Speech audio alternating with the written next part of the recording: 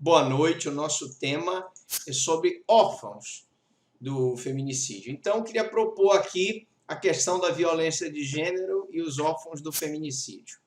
Então, aqui nós temos aqui a questão dos dados estatísticos, né?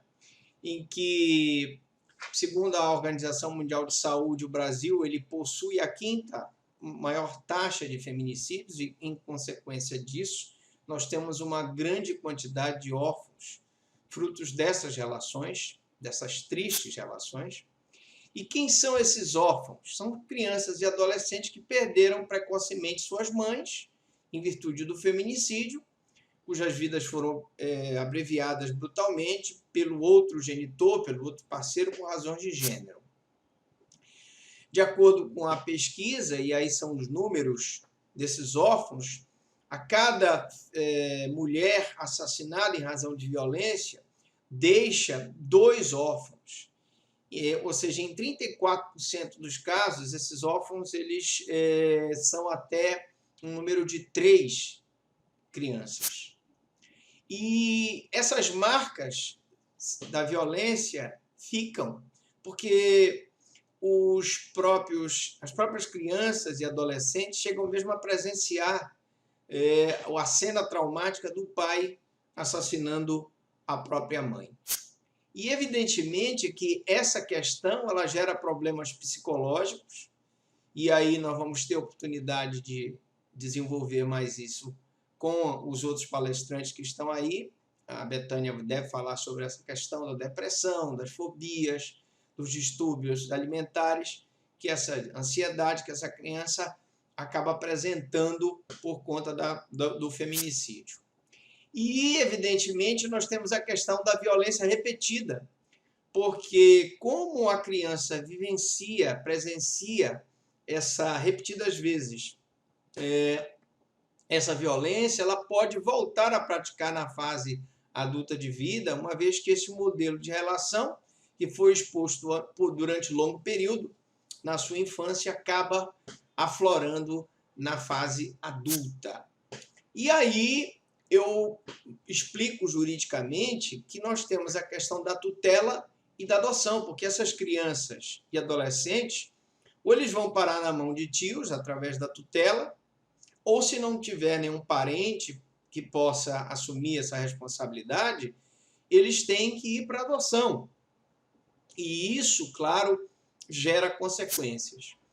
Então, preciso também esclarecer que, pela lei, o agressor que tiver praticado violência doméstica, ele perde o poder familiar.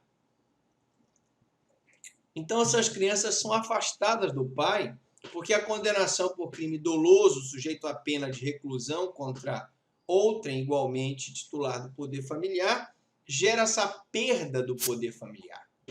E quais são, Dr. Franklin, as hipóteses de perda do poder familiar? Nós temos aí aquele que pratica contra outro igualmente titular do poder familiar, que se ele praticar um homicídio, que no caso é homicídio, feminicídio, lesão corporal de natureza grave ou seguida de morte, ou quando se tratar de crime doloso envolvendo violência doméstica e familiar, com menosprezo ou discriminação à condição da mulher. Todos esses casos são casos de perda do poder familiar pelo agressor. Estupro ou outro crime contra a dignidade sexual, sujeito à pena de reclusão. Quero dizer que esse material está na nossa cartilha da mulher, em parceria com a LEPA e os nossos parceiros. E nós já estamos trabalhando numa cartilha que será lançada em breve de crimes contra a mulher. Então, aquele que praticar contra filho, filha ou outro descendente também alguma situação de violência, também perde o poder familiar sobre aquele filho.